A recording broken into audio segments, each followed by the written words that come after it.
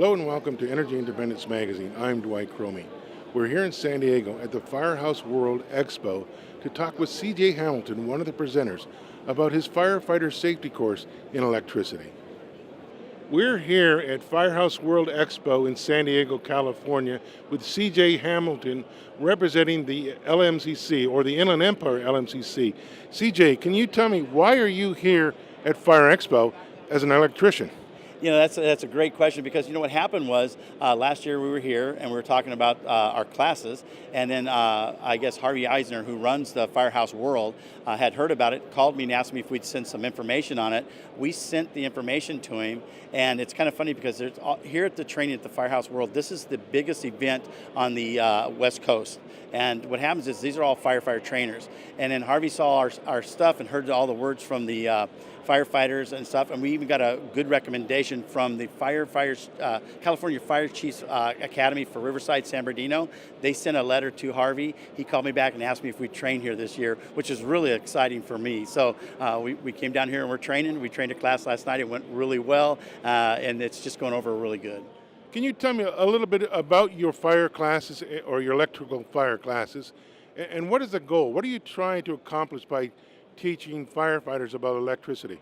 The thing that we go in there, when we train our classes, it's always put out as electrical safety training class, and we let them know right up front it's not an electrical safety training class, it's an electrical safety awareness class. And the only reason I'm there is to let them know what electricity might do, could do, should do, and won't do. If we can get them to understand those four things, it's going to save their lives. It's that simple, because what happens is when they approach something, now they know what electricity might do, could do, should do, and won't do, they're going to approach it differently. It's going to save their lives. When we were asked to do this class, we put it on thinking, let's just see what it does, and it just took off like crazy. Once we started showing this, guys, they start out, it's a 3-hour class, and 3 hours of electrical awareness, they're going like, really? But then they come into class kind of like, oh my gosh, 3 hours of training. But then all of a sudden, by the time we get through with the class, they're going like, you need more time. You really need more time. So it's taken off really good. Can you tell me, since you've been doing it, how many firefighters have you trained and how many classes have you given? We've trained over 8,000 firefighters in the last 2 years. It's been a little over 2,500 classes that we've done. The Inland Empire, LMCC, IBW, and NECA has put out almost $1 million worth of free training in the last 3 years. Why would the National Association of Contractors spend that kind of money to train firefighters? I think it's kind of a public service. They want people to know that we're here to help. We saw a need, and that's what we went after. We weren't sure where that need was going to go, but it's really gone far, and it's just getting bigger and bigger. We've changed up some of our classes. We do an electrical safety class, and now we're going to start with a brand new electrical solar safety class. Can you tell me, what are some of the particulars in the class that you provide? What are some of the things that firefighters will walk away with once they've taken your class? We do in our class, our big things that we do is the arc flash, arc blast, the Faraday cage, and down power lines, okay? When we do that down power lines, they come away with distances. They know what the distance, we know how far electricity can travel, so they get those distances. We do the Faraday cage is probably one of the most dangerous things that firefighters run into, which means they walk into one of these drug houses or a business that's stealing electricity. They're putting out a fire, there's water everywhere. They step in there, that water has electricity in it because they're stealing electricity. It's coming from the utility side, and it gets on their body, and they don't discharge themselves. So they're walking around with that electricity on their body, and they can't see it, touch it, taste it, or smell it. Okay, and so that's that part of it.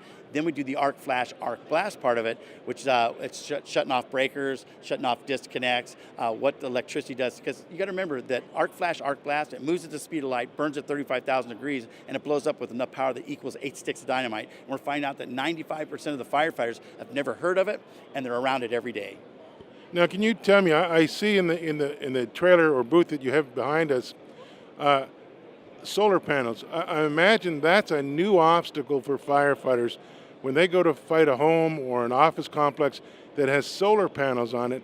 I got to guess that creates a whole new obstacle for them. The one thing about the solar is it doesn't shut off. Okay, so they go out there, they kick off the first disconnect, they think they've shut it off.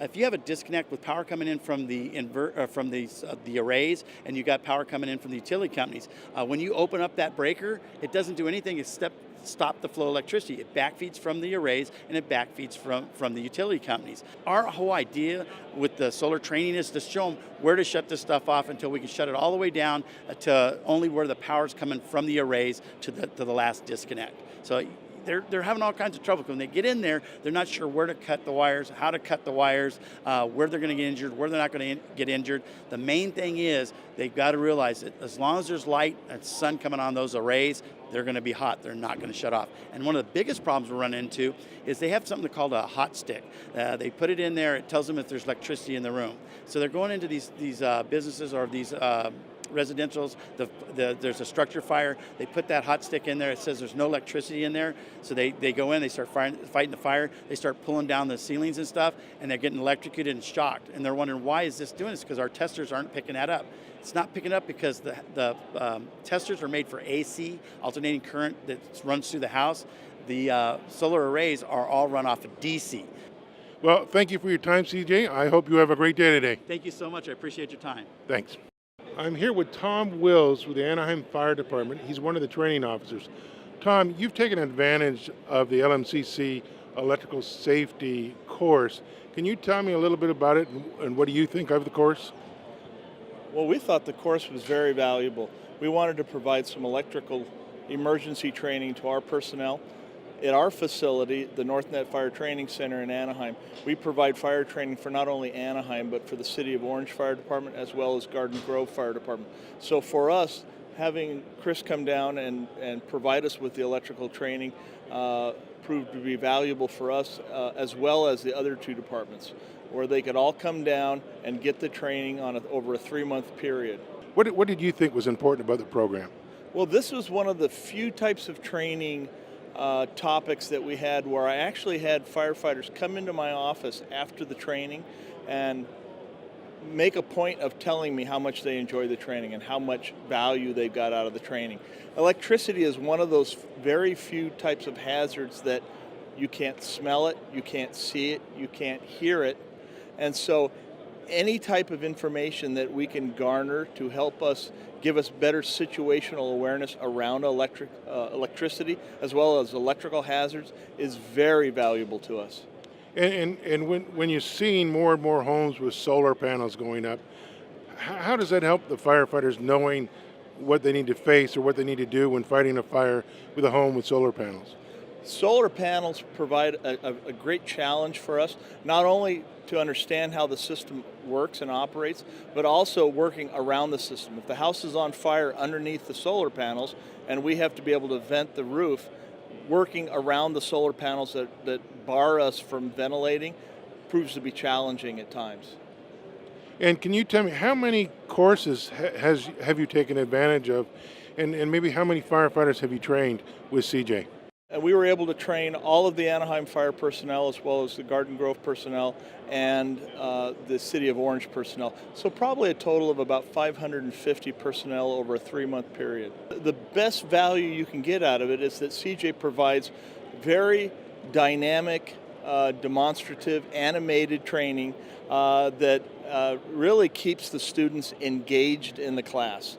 The props that he brings in and all of his demeanor with the class keeps the class animated, keeps the students aware of what's going on, keeps them awake at times, and it's very valuable. And the second part of that is that it's free. It's free to the fire departments and paid for by the IBEW.